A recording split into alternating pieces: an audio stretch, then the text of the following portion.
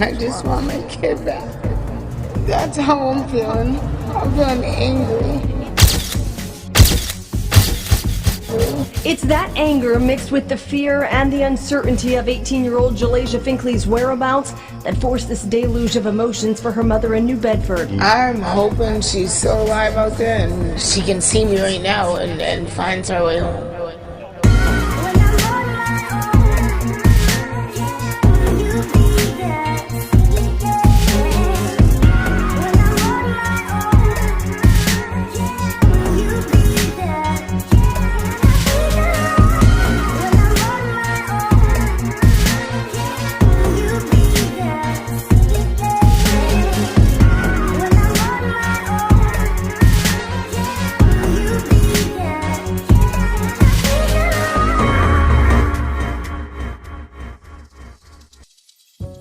In Native American culture, there's an old folklore tale called Squant, the Sea Woman. It begins with the great Native American giant named Mashop. This giant hero, known for heroic acts and protecting the native people, would be most known for the love of his life, Squant, a sea woman who lived underwater. Every free moment that life allowed, Mashop would visit Squant under the water. But unlike Squant, Mashop could not breathe underwater. Growing furious that he could not be with the love of his life, one day he would reach a boiling point. A heartbroken and angry Mashop would one day choose to do the unthinkable. Mashop would gather his family, and one by one he would begin to cast them into the water.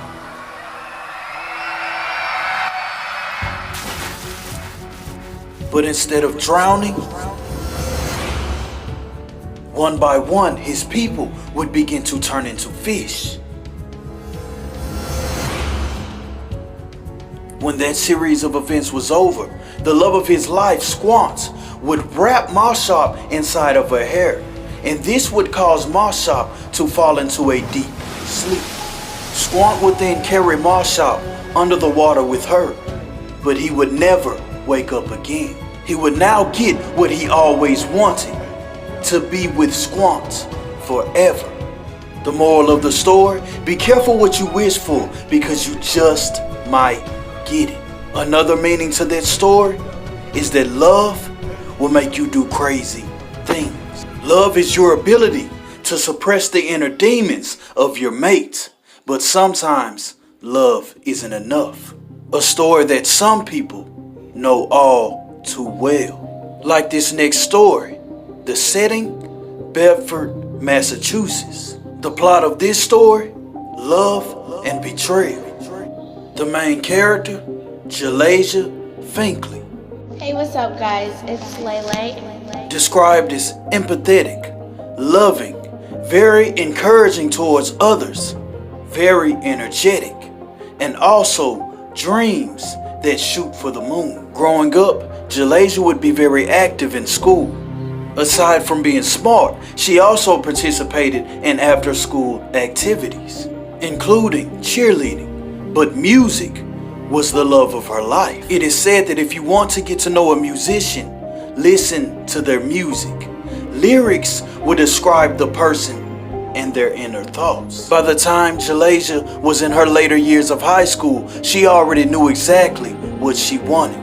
Unfortunately, things would come to pass that would hinder her future.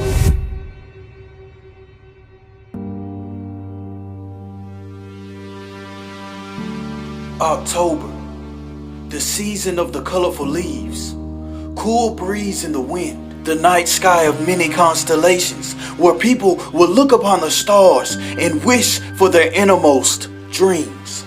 It's a wonderful season. Right after All Hallows Eve on the 31st begins the season for families, a season to be thankful for. Jalajhia Finklea belonged to the Mashpee Wampanoag tribe of Massachusetts. The Wampanoag tribes are the original natives of Rhode Island and Massachusetts. They are also the first to greet the Pilgrims at Plymouth Rock, in which then they would go on to teach them how to harvest the land. Instilled with traditional values, Jalajhia would be raised correctly. with respect. On Jalasia's path, she would meet a man. This man's name would be Luis Zaragoza. He also goes by Luis Barboza. At 37 years old, Louise would be her senior by 20 years. Louise was no stranger to the family. Louise used to in fact date Jalasia's aunt. That situation didn't work out, so they decided to call it quits and move on with their lives. Later on down the road, he would encounter Jalasia and things would turn from a platonic situation into something more. Text messages released would give just a little peek into the inside of the relationship. Louise in the text messages would reply to her that he's trying. He hasn't been in a relationship for a long time, so he doesn't know how to approach this situation. Those messages reveal pure indication of manipulation. It also shows that there were some problems for him to be apologizing about something. These messages are dated in January of 2020. Now fast forward back to October of 2020. The cool breeze in the wind and the sky of many constellations. On the night of October 19th, Jalajhia Finklea would have a conversation with her mother as usual and then go on about her regular schedule.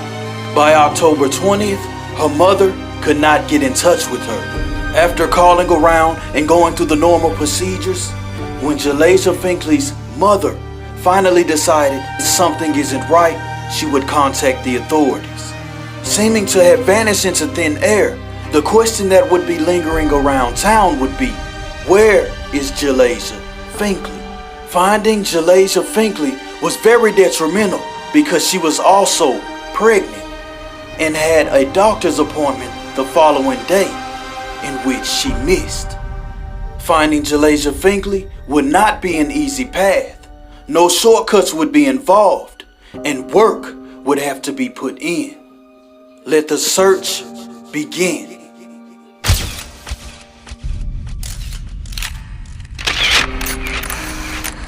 Jalajhia Finklea was 5 months pregnant when she disappeared October 20th, a day before her 18th birthday. Police say Jalajhia is seen on surveillance video leaving her mother's home in New Bedford and getting into a rental car. She did not have any luggage to suggest she was leaving by choice, and she knew she had a medical appointment the next day in connection with her pregnancy. Maria and Ed, there is a great sense of urgency to find the missing teenager because she is pregnant and in need of medical care. Her family and friends are convinced that she did not leave willingly. I just want my kid back. That's how I'm feeling.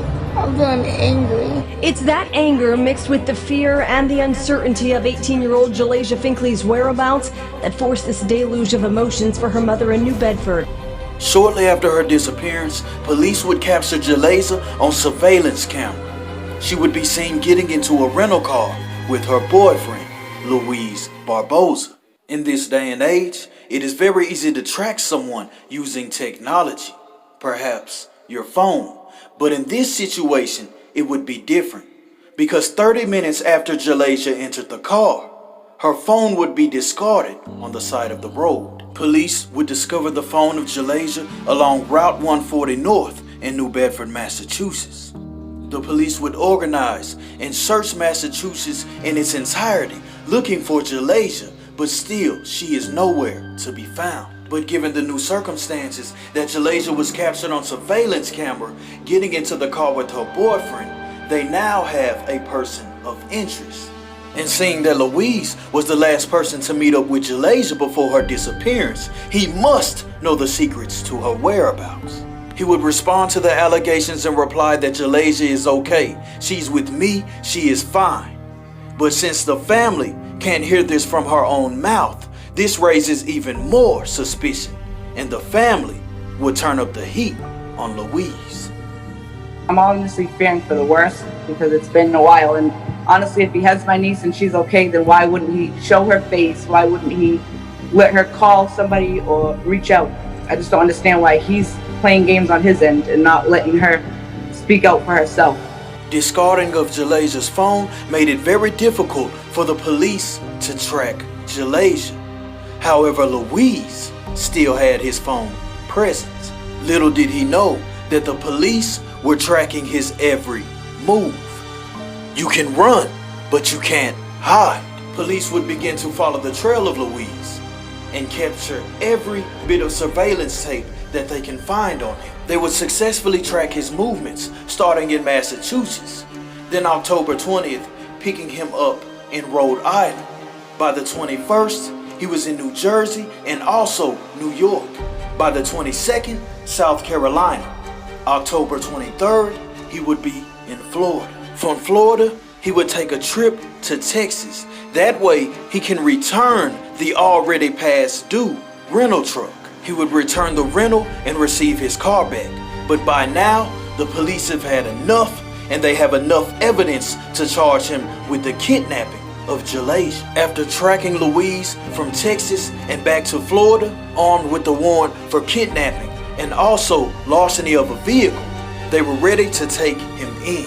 On November 5th of 2020, he would be spotted right next to a McDonald's in Crestview, Florida. The plan was to lock Louise up for the kidnapping and larceny of a vehicle and retrieve Jalasia and send her home to her family. This was the moment that everyone has been waiting on, a chance to retrieve Jalasia and return her safely home. The police enter the parking lot and proceed to trigger their siren and light up Louise Barbosa.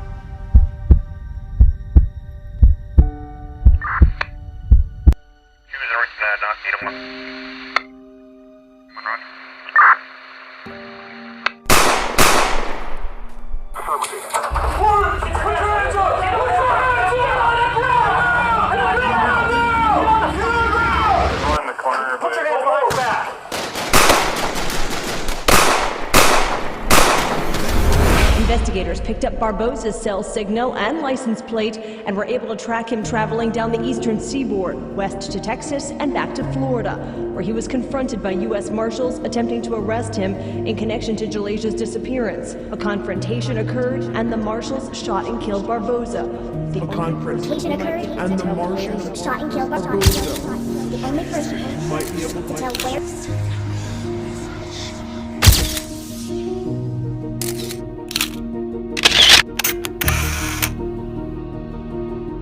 November 5th of 2020, Louise Zaragoza, aka Louise Barbosa, would lose his life in a hail of gunfire with the police. On the day that he lost his life, the police were expecting to recover Jalasia, but she was nowhere in sight. With Louise deceased and Jalasia still missing, it seemed like all hope was beginning to run out. If she is not with the presumed kidnapper, then where could she be? The key to finding Jalasia was just put inside of the ground. So where do they turn to next? Top story this half hour. It's been more than 2 weeks since a teenage girl from Mashpee went missing from New Bedford, and the man she was last seen with shot and killed by U.S. Marshals in Florida. And this morning, the girl's mother back in New Bedford is just devastated, wondering what this could mean for her daughter's safe return. After Louise was killed on November 5th, the police would continue to search vigorously for Jalasia with no sign of her. But 20 days later, the police would catch a very big break in the case. While finishing the remaining paperwork and going through Louise's items, they would check his phone. Inside of the phone would rely the answers that her family has been waiting on.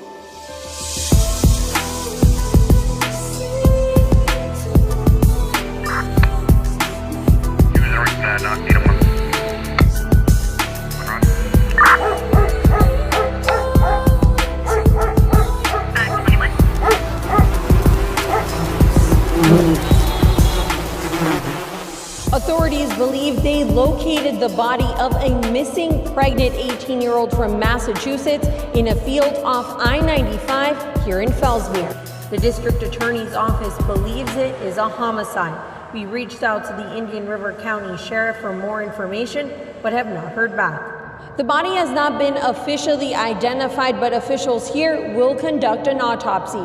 Reporting in Fellsmere, Anna Espinosa, WPBF 25 News.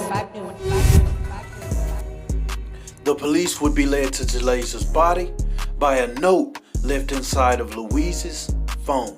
In the note, Louise would state that Jalasia is no longer here. He says that while they were back in New Bedford, Massachusetts, on Coggeshall Street, he snapped. When the autopsy was conducted on Jalasia's body, it would return that she died from gunshot wounds. This letter states that Louise did not plan this event. However, the evidence strongly contradicts that. Earlier, I stated that when Jalasia entered the car with Louise, 30 minutes later, her phone would be discarded on the side of the road. But that is not the end of the story. Because when Jalasia initially entered the car, Louise turned his phone off, which is a very strong indication that he was planning to do something. On October 23rd of 2020, Louis Zaragoza would be captured on surveillance camera inside of a McDonald's. He ordered a small meal and a drink, but also in the surveillance camera, they would see he was bald-headed. That also happens to be his arrival date in Florida, which means that he discarded of Jalasia's body and then casually went to McDonald's and purchased a meal as if nothing was wrong. After leaving Florida and going to Texas, he could have went further west. He could have went up north, but no, he went straight back to Florida because, as they always say, the killer always returns to the scene. When Louise returned to Florida on October 30th, I'm 100% sure that he revisited the site in which he left Jalasia, because on his Twitter page, his last tweet would read this: a simple hashtag, #IWALYJF, which translated means, I will always love you, Jalajhia Finklea. 5 days after his last tweet, he would proceed to commit suicide by cop. And yes, I said by cop, because with the note being in the phone, that's a clear indication that he was already expecting death. It is alleged that the reason why Louise killed Jalasia is because she was ready to leave him and no longer wanted to be in a relationship, but Louise wanted to be together forever. And just like Mashop from the Wampani tribe in the beginning, he would get what he wished for, just not what he expected. When Mashop cast his family into the water, they turned into fish and proceeded to live a peaceful life, surviving. Kind of like the legacy that Jalajhia Finklea